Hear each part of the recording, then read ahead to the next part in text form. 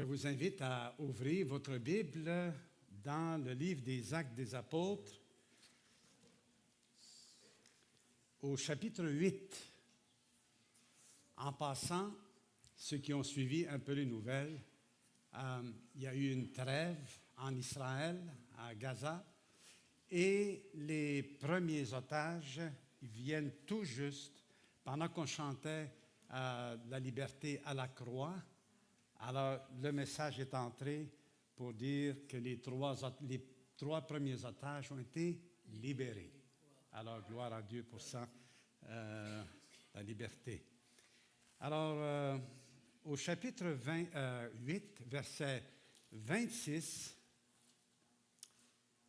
il est écrit « Un ange du Seigneur s'adressa à Philippe en disant « Lève-toi et va en direction du sud, sur le chemin qui descend de Jérusalem à Gaza. » Alors, Julie, peux-tu mettre la carte pendant que je lis « Celui qui est désert. »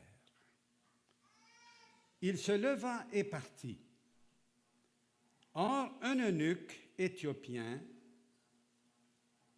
haut fonctionnaire de Candace, la reine d'Éthiopie, et administrateur de tous les trésors, ces trésors, était venu à Jérusalem pour adorer. Il repartait, assis sur son char, et lisait le prophète Ésaïe. L'Esprit dit à Philippe, « Avance et approche-toi de ce char. »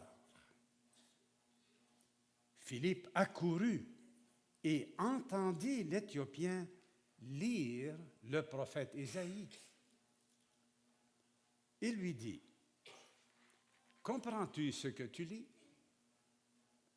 L'homme répondit, « Mais comment le pourrais-je si personne ne me l'explique? » Et invita Philippe à monter et à s'asseoir avec lui.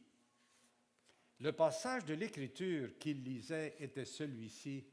« Il a été conduit comme une brebis à l'abattoir et pareil à un agneau muet devant celui qui le tond. Il n'ouvre pas la bouche. » Dans son humiliation, la justice lui a été refusée. Et sa génération, qui en parlera? En effet, sa vie a été supprimée de la terre. L'eunuque dit à Philippe, « Je t'en prie, à propos de qui le prophète dit-il cela? Est-ce à propos de lui-même ou de quelqu'un d'autre? » Alors Philippe prit la parole et en partant de ce texte de l'Écriture, il lui annonça la bonne nouvelle de Jésus. Comme ils continuaient leur chemin, ils arrivèrent à un point d'eau. L'eunuque dit, « Voici de l'eau. Qu'est-ce qui empêche que je sois baptisé? » Philippe dit, « Si tu crois de tout ton cœur, cela est possible. » L'eunuque répondit, « Je crois que Jésus-Christ est le Fils de Dieu. » Il fit arrêter le char. Philippe et l'eunuque descendirent tous les deux dans l'eau et Philippe baptisa l'eunuque. Quand ils furent sortis de l'eau, l'Esprit du Seigneur enleva Philippe et l'eunuque ne le vit plus.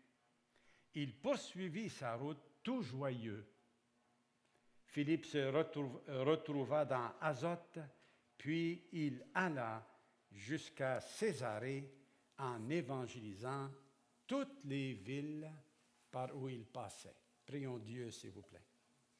Notre Dieu et Père, nous sommes reconnaissants pour notre présence ici, pour qu'en commun, notre Dieu, nous puissions t'aimer, nous puissions t'entendre, t'écouter pour recevoir ta parole vivante, permanente, transformatrice, salvatrice, et qu'elle puisse, Seigneur, nous changer dans un autre homme, une autre femme, ressemblant à Jésus, notre Seigneur.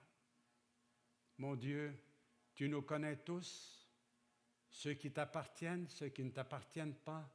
Tu sais où nous sommes dans nos combats. Tu ne nous méprises pas dans notre faiblesse. Au contraire, tu as compassion et tu viens à notre côté par ton esprit, par les frères, par ta parole, afin de nous restaurer, nous affermir dans notre communion avec toi. Seigneur, merci à l'avance. Tu nous connais. Accomplis ta volonté dans la vie de chacun. Amen. Donc, on se souvient, la semaine dernière, notre frère Louis a prêché sur le chapitre 8, verset 1 jusqu'à 25. Et vous vous souvenez, il y a eu la persécution du temps d'Étienne. Et là, les croyants fuient Jérusalem, la capitale d'Israël, et ils s'en vont partout.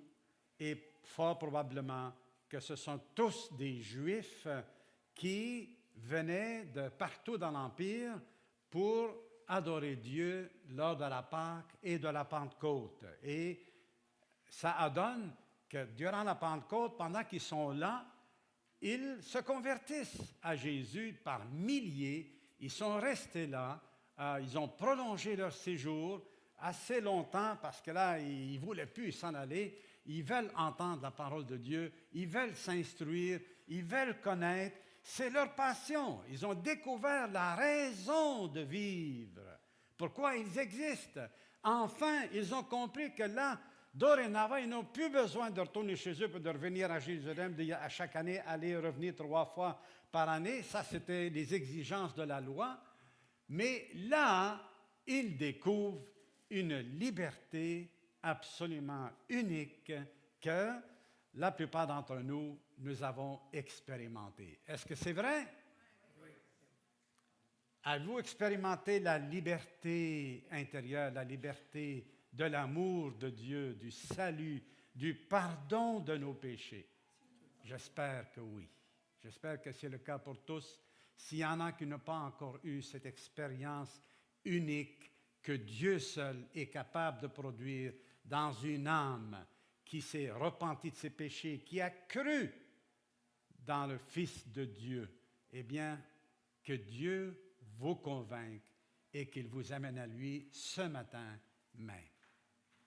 Alors, donc, suite à cette histoire, pas les anges, mais les apôtres qui sont restés à Jérusalem, ils n'ont pas fui, ils sont restés là, eh bien, ils entendent dire que la Samarie, une région haïe, méprisée par les Juifs, a reçu l'Évangile.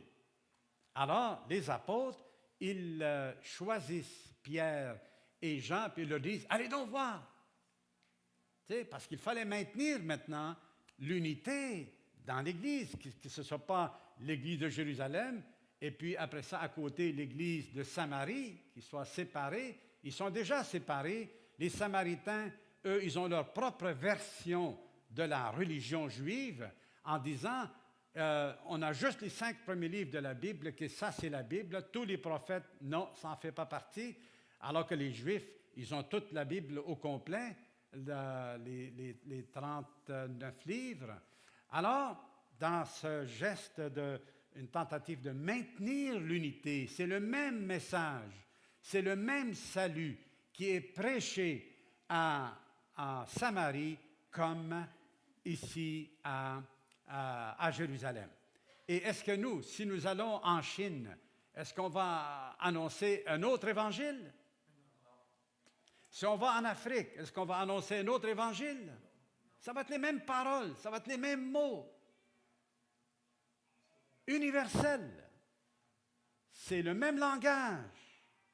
peu importe la langue, les êtres humains sont créés à l'image de Dieu. Ils sont unis en tant que race. C'est la race humaine.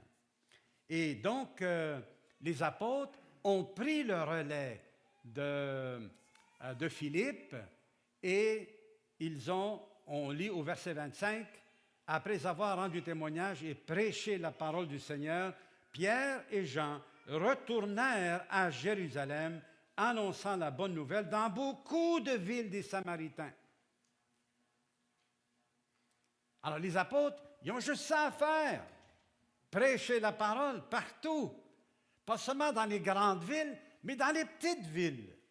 Parce que dans toutes ces villes-là, sur leur chemin, il y en rencontre de toutes les grandeurs, que comme quand on va à Québec, ben, il y a toutes sortes de petites villes, là. Il y a des villes moyennes, mais tu as des petits villages de quelques centaines de personnes, pas plus. Mais les yeux de Dieu, ils sont sur tous les êtres humains. Vrai? Oui. À l'époque, dans les années 70, il y avait M. Phillips, qui était un missionnaire anglophone, qui est arrivé de l'Ontario. Il est arrivé ici, et où est-ce qu'il s'est rendu? Il s'est rendu à cette île. Il n'y avait pas de route à ce moment-là. Il fallait y aller en bateau. Je ne sais pas qu'est-ce qui l'a amené là. C'était une petite ville d'à peu près 3 000 personnes, 300 000 personnes. Et puis, c'est là qu'il a commencé son ministère. M. Keefe, il est arrivé, il est allé à Asbestos, un petit coin, hein, sur le bord d'un rang. Que ça n'insulte pas ceux qui viennent de cette ville. Au contraire, c'est une très belle région. Les Hérons, les deux frères Héron, où est-ce qu'ils ont commencé l'Évangile? À Montréal? Grande ville. C'est sécurisant, une grande ville. Mais ils sont allés où? En Abitibi. Val-d'Or, toute la région. Toute la région. Une fois, je suis allé j'étais en voyage là-bas et avec le pasteur de notre assemblée là-bas, à La Sarre, OK, à La Sarre. Là, il a dit, écoute, je vais te présenter le pasteur d'une autre église. Il dit, oui, bien sûr, on va y aller. Il nous le présente et ce pasteur-là, il nous présente leur nouveau local. Wow, mon ami, c'est riche. Il y avait un homme qui était millionnaire et qui l'a donné à l'Église. Okay? Il est parti, je pense, ou il est décédé, quelque chose comme ça, fait qu'ils l'ont eu en héritage. Et ils sont là, ils me montrent tout ça, mais il dit, M. Habib, je vais vous montrer qu'est-ce qui est de plus précieux pour moi dans tout ce bâtiment-là. Je dis, ah oui, c'est quoi? Alors, il ouvre le tiroir de son bureau, il sort un livre, un registre, et là, avec ses mains délicates, il tourne les pages et je vois, et pourtant, ce n'est pas quelqu'un, ce n'est pas un baptiste, entre guillemets, ce n'est pas quelqu'un qui, dans notre famille d'église, est en dehors, mais dans ce cahier, dans ce registre, il y a le nom d'à peu près une quinzaine de croyants qui lançaient l'œuvre de Dieu à Val-d'Or en 1942, 43, quelque chose comme ça. Les noms, et je connaissais le nom d'au moins 2, 3 parmi eux, dont comment il s'appelle, le premier, un autre missionnaire qui est venu de l'extérieur. On l'a invité à cette île-là. Enfin, son nom m'échappe. Mais la liste est là. Dans les années 40, ils ont commencé le ministère là-bas. Alors, mais là, on a commencé à entendre dire que dans la vision missionnaire de toutes les missions dans le monde, qu'il fallait toujours aller dans les grandes villes. Parce que l'apôtre Paul est allé dans les grandes villes pour prêcher, et de là partent les chrétiens pour aller dans les régions afin de prêcher la parole. Mais voilà ce qu'au Québec, ça n'a pas été ça. Ça a été le sens inverse. L'œuvre a commencé, c'est dans les grandes régions, les petites places. Pourquoi j'ai dit ça? Parce que tantôt, on a des petites places ici autour de nous, vrai? Et qui font partie de notre champ missionnaire. Et donc, Dieu ne regarde pas la grosseur, il regarde les personnes. Ce sont les personnes qu'il aime. Christ a donné sa vie, non pas pour les bâtisses, il l'a donné pour sauver les pécheurs. Et les apôtres, donc, ne s'arrêtent pas en disant, ben là, c'est un petit village, il n'y a pas grand-chose, là, on est mieux de... Non. On prêche la parole à tous les hommes qui sont devant nous. Et ils terminent comme ça leur ministère. Je ne sais pas comment ils ont organisé l'Église par après. Philippe s'en va, eux s'en vont. Qui prend soin des nouvelles assemblées qui naissent? Je ne sais pas. Mais, en tout cas, le texte ne le dit pas. Et au verset 26, là maintenant que Philippe est dégagé de son travail à Samarie, ce n'était pas fini là. Dieu avait encore d'autres choses pour lui. Est-ce que vous avez connu le film « Il faut sauver le soldat Ryan » ? Oui. Levez la main, voir ceux qui l'ont. OK. J'ai intitulé mon message « Il faut sauver l'Éthiopien ». Dieu a pris la décision. La décision vient d'en haut. Comme dans le soldat Ryan. Hein? D'où est-ce qu'il venait l'ordre de chercher le soldat Ryan? C'était d'un petit général à la retraite? Non, c'est venu de Washington. Okay? Le ministre de la Défense, au plus haut lieu, il donne l'ordre. Alors, j'ai dit, tiens, regarde, Dieu donne l'ordre, il veut sauver un homme. Pourtant, il y a des milliers là, en ville. Mais Dieu veut sauver un homme. Un étranger, ce n'est pas un juif, c'est un étranger. Et dans l'Ancien Testament, dans la loi, lorsque Salomon a inauguré le temple, et dans sa prière, il a dit « Éternel, lorsque l'étranger, donc un non-juif, quelqu'un qui ne fait pas partie de la famille de Dieu, mais qui est un croyant, c'est pour ça qu'il vient à Jérusalem, pour adorer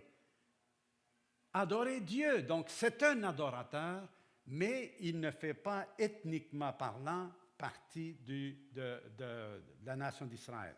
Alors, cet homme-là, l'Éthiopien, j'avais mis une carte, mais elle n'a pas passé là, pour vous montrer où se trouve l'Éthiopie. Vous avez Israël, vous voyez la carte, et dans le sud, si vous descendez, vous allez arriver à l'Égypte. De l'Égypte, vous descendez et c'est le Soudan. Et tout de suite après le Soudan, c'est l'Éthiopie qui est là. Et ce qui se passe, c'est que cet homme-là, c'est un Éthiopien dans le sud, là. Et il a entendu parler du Dieu d'Israël. Par qui est-ce qu'il a entendu parler du Dieu d'Israël? Vous vous souvenez des siècles plus tard, lorsque le peuple d'Israël a été éparpillé? Alors, dans cet éparpillement-là, qui était un jugement de la part de Dieu sur son peuple, qu'il l'a abandonné, alors, fort probablement, il y avait une communauté, il y a des Juifs partout qui se sont éparpillés en Chine, au Japon, en Afrique, ils sont partout et ils reviennent de partout. De plus de 100 pays, ils sont revenus en Israël aujourd'hui parce qu'ils ont été éparpillés.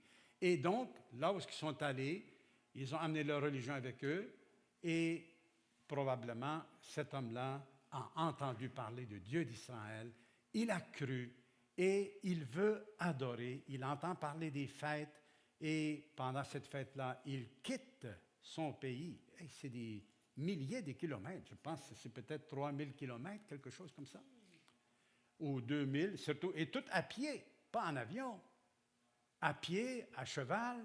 Lui, dans son cas, il a un char, bon, il est riche, il a les moyens Non, probablement que c'était le char de l'année, pas le char, notre char, là, nous autres, là, mais on va prononcer comme il faut là, pour distinguer hein, un char et puis un char.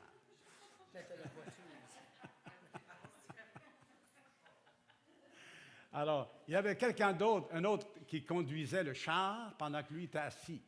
Alors, imagine-toi, pendant des centaines et même des milliers de kilomètres de son pays, juste pour aller adorer Dieu dans le temple. Il va entrer là, il va rester là quelques minutes, parce qu'il y a des centaines de milliers d'adorateurs qui viennent de partout. J'ai déjà lu que Jérusalem, la population de Jérusalem, montait à plus d'1 million de personnes durant la fête de Pâques. 1 million, puis tout le monde va aller adorer au temple. Et Salomon avait dit, lorsque l'étranger va venir t'adorer ici, écoute-le du haut des cieux.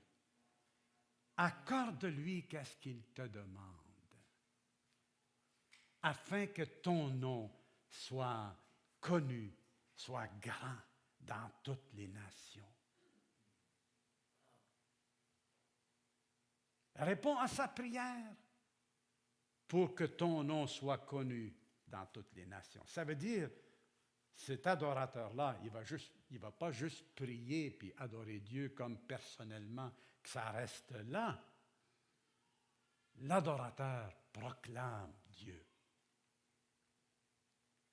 Montre-moi où est un adorateur de Dieu et de Jésus-Christ, et je vais te montrer qu'est-ce qu'il fait, qu'est-ce qu'il dit, les transformations dans sa vie, mais son rayonnement.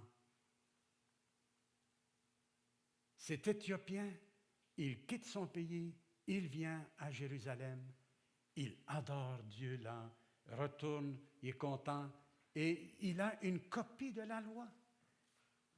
Il se l'est trouvé, il est riche, c'est facile. Ce n'est pas tout le monde qui a une Bible dans ses mains.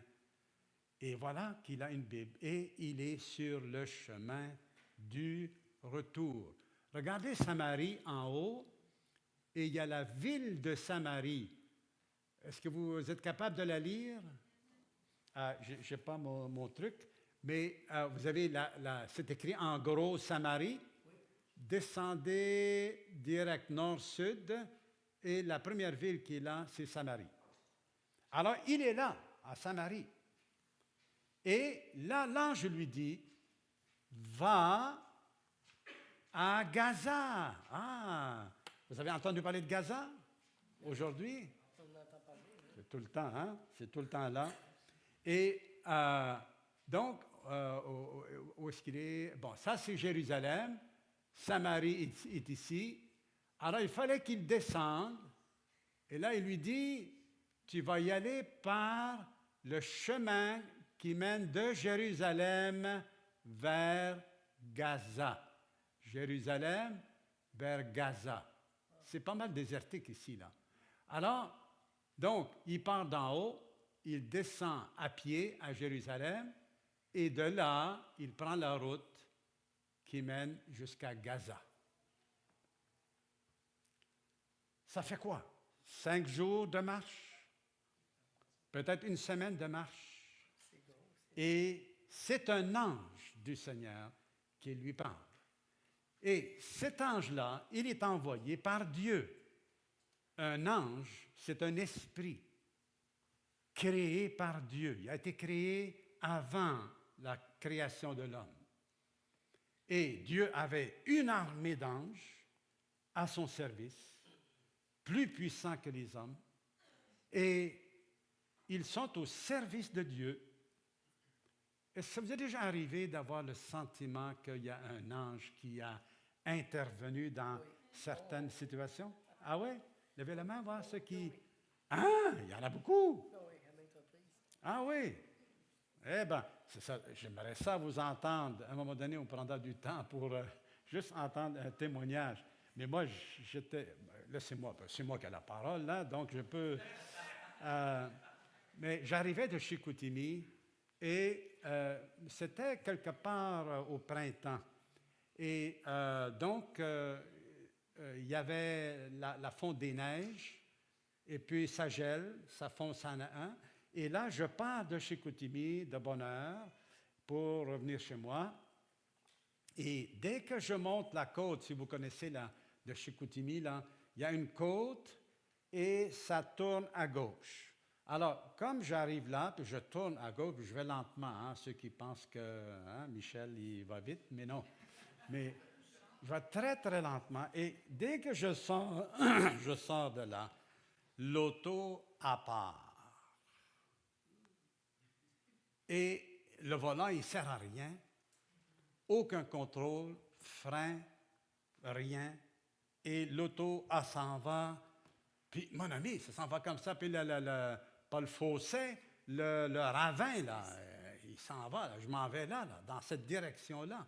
Et puis là, j'essaye de... Là, une fois que je m'aperçois que je perds le contrôle, je crie, « Seigneur Jésus! » J'ai juste le temps de crier le nom du Seigneur. Et là, l'auto, c'est...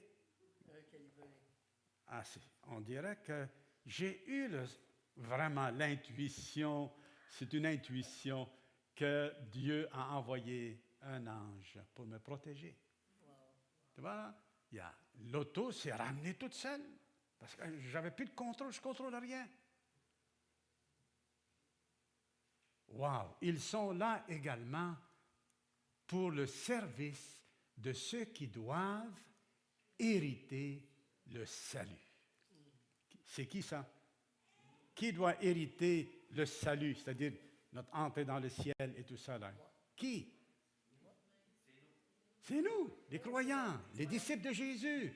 Les anges sont au service de ceux qui doivent hériter du salut. Bon, partez pas avec l'imagination là que vous allez voir des anges partout là, mais ils sont là et ils sont à l'œuvre. Et ici, il y en a un qui est envoyé.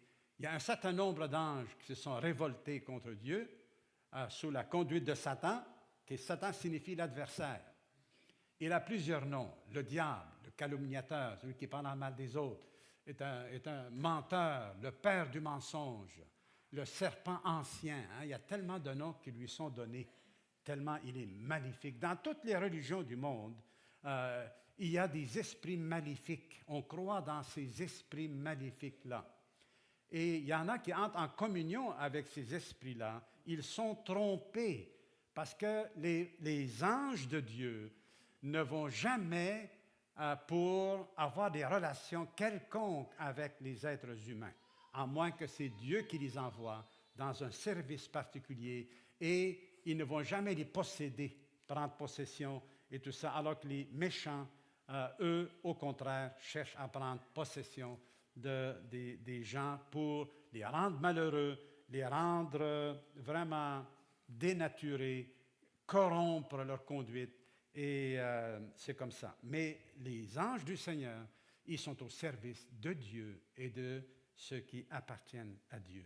Donc, moi, je trouve ça encourageant, là, que ce n'est pas l'ange. Est-ce que l'ange aurait été capable d'aller lui-même prêcher à l'eunuque? Oui? Est-ce qu'il connaissait le plan du salut? Comme on le dit? Oui ou non?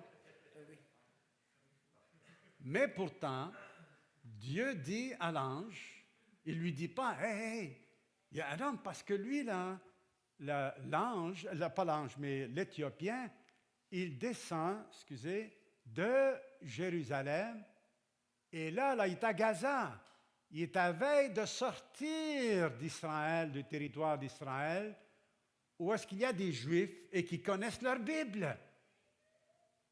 Il est à veille de partir, là, de quitter.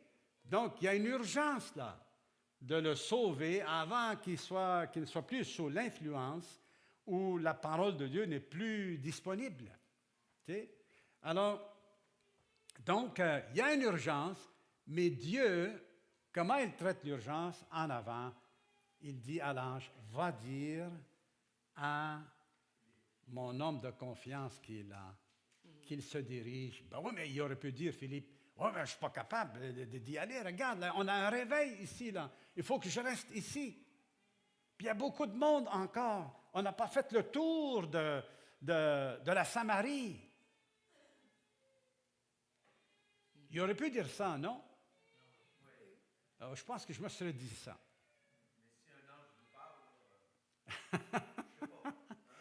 Alors, le texte ne dit pas le mode de communication entre l'ange et Philippe. Est-ce qu'il lui a apparu puis il lui a parlé, ou est-ce qu'il lui a apparu simplement comme une voix? On ne sait pas. Mais il aurait pu facilement apparaître. Dans le chapitre 5, quand il a sorti Pierre de prison, ben là, il lui a apparu.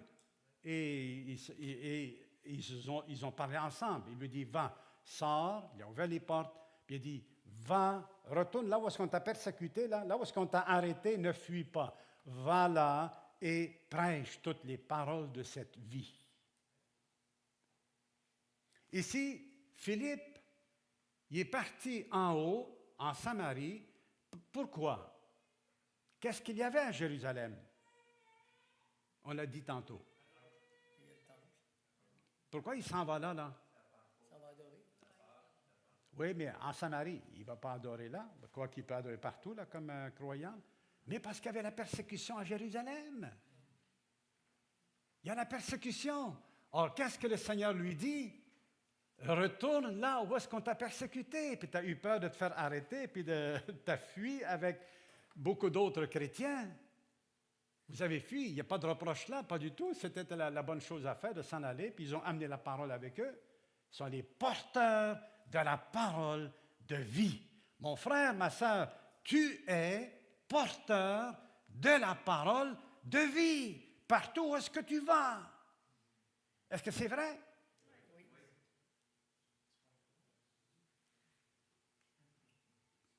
Un jour, on s'en allait, ma femme et moi, on allait à Matane. Et là, on est arrivé tard le soir, on a réussi à arrêter dans un motel et on avait faim, on n'avait pas mangé. Alors, on va au restaurant, on était là, il y avait deux familles peut-être dans le grand restaurant. Et la serveuse, on ne la connaît pas, on essaie la nuit, on vient d'arriver et tout. Et voilà une serveuse qui est là, elle nous sert. Alors, vous me connaissez? C'est quoi votre nom déjà? Ah, Sarah. Ah, vous savez que votre nom est écrit dans la Bible. Il est célèbre. Hein? Ah oui, c'est qui? Il y en a qui savent. Ah oui, ben oui, Abraham. Hein? Et là, d'Abraham, ah oui, oui, oui, oui. Ben là, tu l'amènes où? Vers Jésus. Tranquillement. Et le lendemain matin, là, il fallait partir, tout fermé. Le lendemain matin, elle dit, je lui dis, est-ce que vous êtes là? Vous servez demain matin? De bonne heure, on doit partir, etc. Elle dit, je vais être là. Elle était là le lendemain matin. Elle s'est assise à côté de nous. On était les seuls. Il y avait une autre famille, le Seigneur les a chassés, ils sont partis. Donc on est resté tout seul avec elle. Elle s'assoit, elle avait tout le temps, elle n'est pas dérangée. Imagine-toi dans un restaurant de motel quand même, hein, il y a du monde. On est là tout seul. On l'amène au Seigneur. La parole de vie est en toi. Elle est là disponible tout le temps. Que tu sois en train de regarder un match de hockey, tu as des milliers de personnes autour de toi, tu es le porteur de la parole de vie.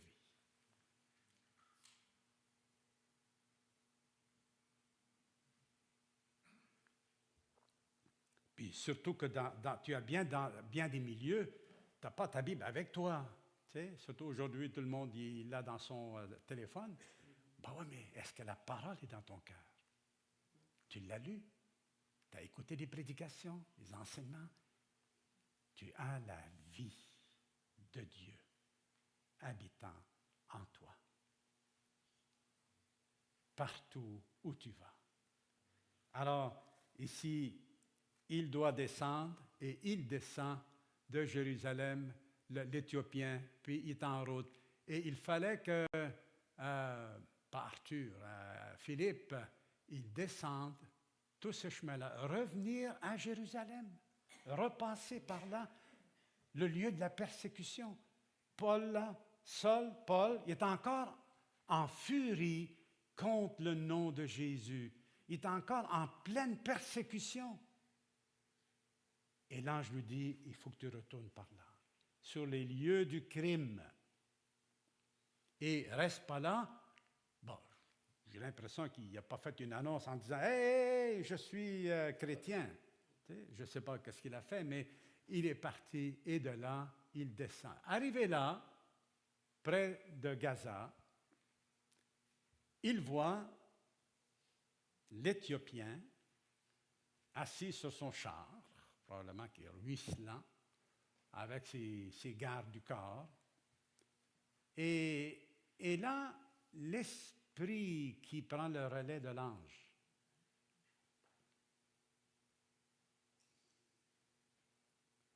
L'esprit, est-ce que l'Esprit de Dieu était capable à lui tout seul de convaincre l'Éthiopien? Mais oui, mais oui. Mais oui. Si vous me dites oui, là je suis en train de vous piéger, là. Ben, oui. Mais oui, il est capable. Capable. Est-ce qu'il connaît le message du salut? Mais oui. Pourquoi l'Esprit de Dieu n'a pas dit, ben, Philippe, là, reste-toi en haut, OK? On a besoin de toi à Samarie, puis ben, je vais m'occuper de cet homme-là, de cet étranger dans un lieu désert. Parce que c'est un homme qui devait annoncer à un homme la parole de Dieu. C'est ça. Les œuvres préparées à l'avance pour qui? Pour les anges? Pour les autres. Les œuvres sont préparées d'avance pour nous. Pour nous, pour les serviteurs de Dieu humains. Les anges aussi sont serviteurs de Dieu. Ils ont leur job à faire, c'est leur job. Un peu comme dans l'armée, l'aviateur, l'armée de l'air, d'accord? Eux autres, là, ils n'ont pas un fusil avec eux autres. Ils n'ont pas une mitrailleuse avec eux autres. Ils ont peut-être un revolver au cas où ils tombent et puis, bon, ils se font arrêter pour se défendre. Mais eux, c'est quoi? Eux autres, c'est l'avion. Ce n'est pas leur responsabilité de conquérir les territoires. Eux, c'est les bombardements et puis ils tirent d'en haut. Ça, c'est leur rôle. S'il faut faire quelque chose à terre, ben, c'est l'armée au sol. Ça, c'est leur job à eux. Alors, donc, le travail des anges, ici, il est au service des disciples pour leur faciliter la tâche, pour les orienter. Fait que Philippe était en haut. Bon, ben, Pierre et Jean sont encore là. Avant qu'ils partent, l'ange lui dit, je te réoriente, j'ai une job pour toi. Alors, descends en bas. Et j'ai souligné 2 qualités de Philippe. 2 qualités. Il y en a probablement des centaines, là, mais mettons 2. OK? Il était intérieurement bien disposé envers Dieu. Sa communion est intime. Il expérimente l'amour de Dieu. C'est un homme qui médite la parole de Dieu. Il s'est consacré au Seigneur. Il a étudié la parole parce qu'il est capable maintenant de l'enseigner. Et il est bien disposé à prêcher la parole, à faire la volonté de Dieu telle qu'elle est. Est-ce qu'il y a des choses, des fois, qui nous empêchent d'avoir cette disposition du cœur? Aimer un tel alors que je ne l'aime pas. Pardonner, ah oui, mais tu ne sais pas tout ce qu'il a fait, là, moi ça m'a fait mal, puis je souffre et tout ça. Ben oui, mais d'accord. Mais en bout de ligne, une fois que tu expérimentes, tu vis ta souffrance, après ça, tu vas rester là ou quoi? Le Seigneur dit, pardonne. Fais comme moi. sois comme moi. Je ne te demande pas d'être différent, sois comme moi. Sois différent de ce que tu es déjà dans la chair, mais sois comme moi. Je vais te donner la liberté de le faire si tu as confiance en moi. Et que tu veux faire ma volonté, tu veux me servir, viens, je te donne la liberté d'aimer, de pardonner, de parler de moi. Tu as peur? Tu as peur de perdre ta job? Tu as peur de perdre l'amitié? Qu'on te vire la face? Qu'on ne te parle plus? Qu'on te menace? Fais-moi confiance. On m'a fait ça moi aussi. Aie confiance en moi. Être bien disposé. Philippe est bien disposé. Il est allé à Samarie. On sait les sentiments des Juifs à l'égard des Samaritains. Le Seigneur l'a libéré. Il est allé là. Il a prêché. Il les a baptisés. Il a partagé leur vie.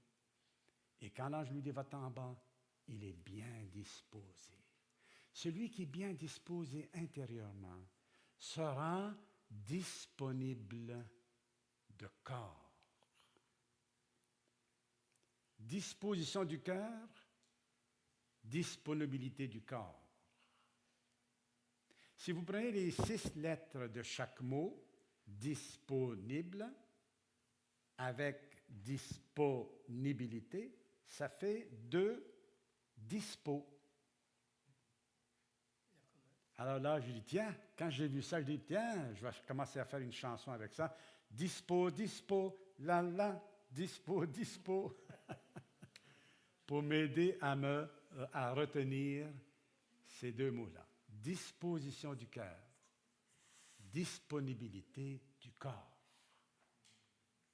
Pour le service, pour agir, pour l'action. Mais pour agir, il faut cette liberté intérieure. Et la liberté intérieure, c'est le Seigneur seul qui peut la donner. N'est-ce pas? Par la foi. Il nous a affranchis du péché, de l'esclavage du péché, et maintenant, il veut que cette liberté-là, positionnelle, soit expérimentée. Et Philippe, c'est ça qui est arrivé. Il a ces 2 qualités-là, au moins. Et il s'en va, il partit, et quand l'Esprit lui dit maintenant, il voit le char, il voit l'Éthiopien, là il lui dit, avance. Et pas peur là, parce que on est intimidé, non? Par les personnages importants, un ministre, le maire de la ville, une vedette de la chanson, je ne sais pas qui, Céline Dion ici, il y en a peut-être qui, leurs jambes fléchiraient là, tu sais, parce que c'est des personnages importants, et puis ça intimide. Moi, ça m'intimide. Moi, ça m'intimide, les médecins, les avocats et tout ça, jusqu'à ce que le Seigneur m'a permis de rencontrer des avocats, des médecins, etc., et de leur présenter la parole de Dieu. Ils ne la connaissent pas, donc c'est moi qui est le connaissant, entre guillemets, tu vois. Ils ne connaissent pas. Quand même que c'est des savants, ça se peut bien qu'ils ne connaissent pas l'ABC de la foi. Parce qu'ils sont aveuglés par leur athéisme, par le mensonge. Et l'Esprit donc dit à Philippe, avance et approche-toi de ce char. Si je veux parler avec mes voisins, puis que je ne leur parle jamais, puis que je reste dans mon coin, et je ne cherche pas à entrer en relation avec eux, comment je vais faire pour leur parler? Comment je vais faire pour parler avec mes compagnons de travail si je ne prends pas d'initiative pour m'approcher d'eux? Peut-être que je vais entendre quelque chose. Ici, Philippe, il a couru. C'est des péchés. Et parce qu'il a accouru puis s'est approché de l'Éthiopien, il entendit. Il lisait à voix haute, mais il ne l'entendait pas à une certaine distance, mais il fallait qu'il se rapproche assez, et là, il l'a entendu. Et voyez le mouvement? Il obéit, il part, et il se rapproche. Et en entendant, il prend conscience du besoin de l'Éthiopien. Il n'y a pas besoin de manger ni boire. L'Éthiopien, il est grand dur. Tout ce qu'il veut, comprendre la parole de Dieu. C'est tout ça son besoin. Ça le tracasse. Il est loin de chez eux. Il veut savoir ça. De qui est-ce qu'on parle ici, là, dans Isaïe 53? Est-ce qu'il parle de lui ou est-ce qu'il parle de quelqu'un? C'est qui ça qui meurt, qui est maltraité comme ça? Et j'aime, c'est juste ce matin, je réalise l'importance de ce passage de l'Ancien Testament exactement là. Dans un récit historique, dans un récit où l'emphase est sur le mouvement. On court, tu vois? Il part d'en haut, il descend en bas, après ça il revient, il est amené ailleurs après. Un bon évangéliste, un bon témoin de Jésus, il va s'arrêter et entrer dans la profondeur de la révélation de Dieu, dans la méditation, de faire attention et d'entrer. Ici, c'est qui est ce personnage-là qu'on maltraite de cette façon? Il a été conduit comme une brebis à l'abattoir. Il ne se défend pas, il ne proteste pas. Mais c'est qui ça? Et pareil à un agneau muet devant celui qui le tombe, etc. Je vais revenir avec ça tantôt. Mais l'eunuque, finalement, il invite Philippe de s'asseoir à côté de lui. Vous voyez tout ça là? S'il ne s'était pas approché, il ne serait pas rendu, il ne serait pas assis, il n'aurait pas entendu cette belle invitation-là. Donc, nous devons vaincre notre timidité ou peu importe l'obstacle qui nous empêche, à part, la sagesse est toujours là. Des fois, ces passages d'aller parler avec les gens, ce n'est pas le temps, ce n'est pas le bon moment. Et puis, mais il faut s'assurer, Seigneur, donne-moi un cœur libre. Donne-moi un cœur libre.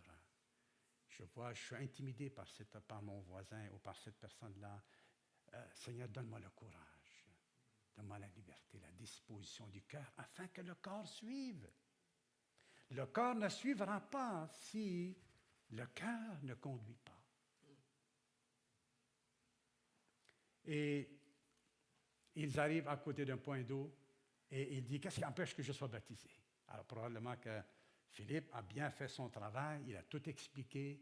Lorsqu'il l'a amené à Jésus, il a pris l'homme là où il était et il l'a amené tranquillement à Jésus. Tu veux savoir quoi dire aux gens? Écoute-les, intéresse-toi à eux. C'est ce que Philippe a dit. Il a tout écouté, il a tout compris et il a amené la solution.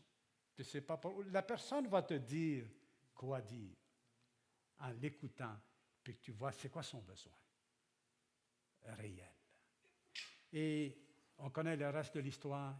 Il a été baptisé, il s'en retourne chez eux joyeux. Et l'histoire nous dit, j'ai lu un article qui dit que l'Église est née, c'était avec le témoignage de l'Éthiopien, et qu'aujourd'hui même encore, il y a une Église dans le sens large, il y a toutes sortes de christianismes qui sont là, mais que la foi chrétienne, elle est vibrante encore en Éthiopie, même si c'est un pays musulman. Voilà. Alors, que Dieu suscite parmi nous un Philippe, deux Philippes, parce qu'on a beaucoup de villages, on a beaucoup de villes tout autour. Vrai? Et le Seigneur veut nous amener là. Alors moi, je prie maintenant. À partir de maintenant, attendez-vous là. Le Seigneur va l'envoyer. S'il ne le suscite pas du milieu de nous, il va en avoir. Parce que je vais le demander à Dieu. Je m'ouvre là. Si le Seigneur ne répond pas, ben vous pouvez me dire, Michel, tu as été arrogant.